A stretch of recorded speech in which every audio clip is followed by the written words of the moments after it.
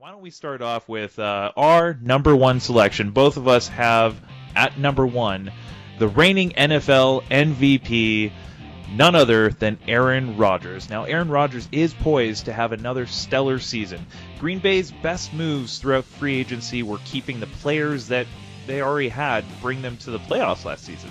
And that continuity is going to help Aaron Rodgers have yet another stellar fantasy season.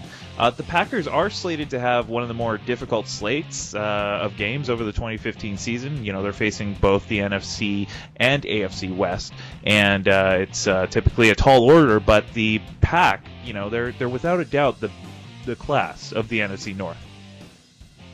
Yeah, I completely agree with this pick, and for the reasons that you just described, but as well, one thing I was a little bit unsure about is what they were going to do with Randall Cobb when they locked him down. Mm-hmm. Just because they don't really have that tight end threat, Cobb sort of kind of acts as that a little bit, you know what I mean? So absolutely, like that safety valve in the slot, that sort of role.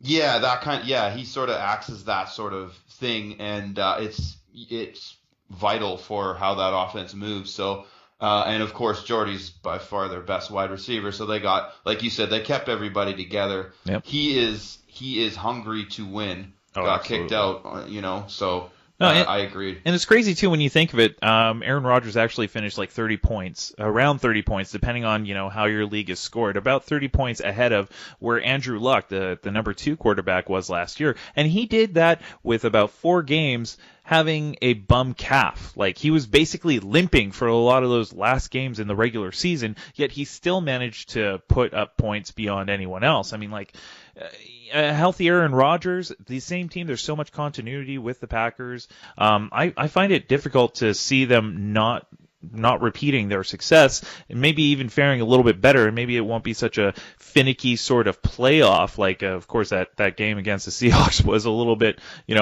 messed up. It was a little fluky. I don't see why Rodgers can't repeat as the number 1 quarterback. No, I completely agree. There's no reason why he can't. He's got all the tools to do it. Like you said, the health thing, like that. He's just a stud. I mean, you can't say anything else more about him. He is the real deal. He can run the ball himself if he wants to. Oh, yeah. And very underrated runner for sure. Yeah. So yeah, that's who I would say is number 1 for sure. Absolutely, and it happens that you and I. What did you think? Who do you think will be the biggest difference maker at QB this year in fantasy? Let us know in the comments below. Please like, subscribe, and all of that awesome stuff. Please follow us on Twitter, twitter.com/Pigskin Pointers. Join our Pigskin Pointers group on Facebook. It's public. It's easy to find. Just search Pigskin Pointers. That'll be the first thing in your browser window.